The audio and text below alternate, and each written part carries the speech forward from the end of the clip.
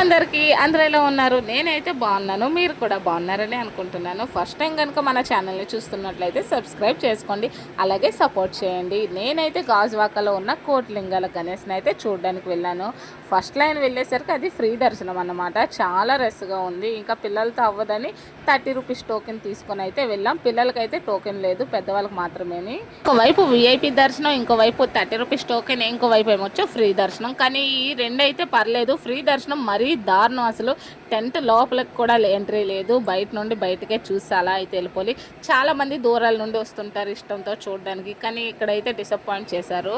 నాకు ఆ విషయంలో చాలా బాధ అనిపించింది. ప్లేస్ కిందటి వరకు టోకెన్ ఏం లేదు, అందరికి ఒకే లైన్ పంపించేటారు. ఒకవేళ ఫోటో కావాలి అనుకుంటే అక్కడ లోన్కి వెళ్తే ఫ్రేమ్ అయితే 100 రూపీస్ అన్నమాట.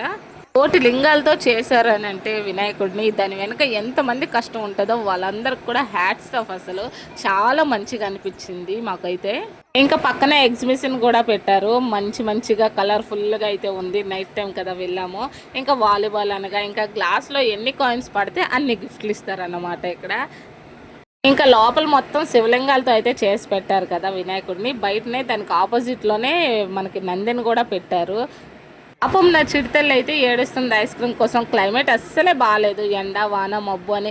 ఇలాంటి టైంలో వాళ్ళు అడిగింది ఇచ్చామనుకోండి, తర్వాత మనం నానా తంటాలు పడాల్సి వస్తాయి. అందుకే ఇవ్వలేదు, ఇగ్నోర్ చేసేసాను ఐస్ క్రీమ్ని. కోటి లింగాలతో వినాయకుడిని అయితే చూసాం. ఇప్పుడైతే లక్ష శారీస్తో అయితే చేసిన వినాయకుడిని అయితే చూసేద్దాం రండి.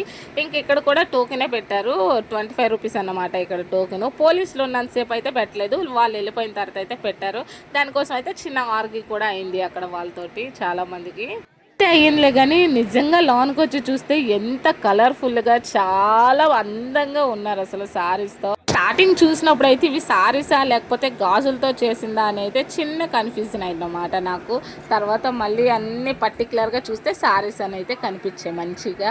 ఇంకా బయటకు వచ్చి చూస్తే మాడుగుల హల్వా అంట. నేనైతే ఇంతకుముందు ఎప్పుడూ తినలేదు కాబట్టి ఇంకా తీసుకున్నాను, ఎలా ఉంటుంది ఏంటి అని. అయితే పావు అయితే 150 అన్నారు.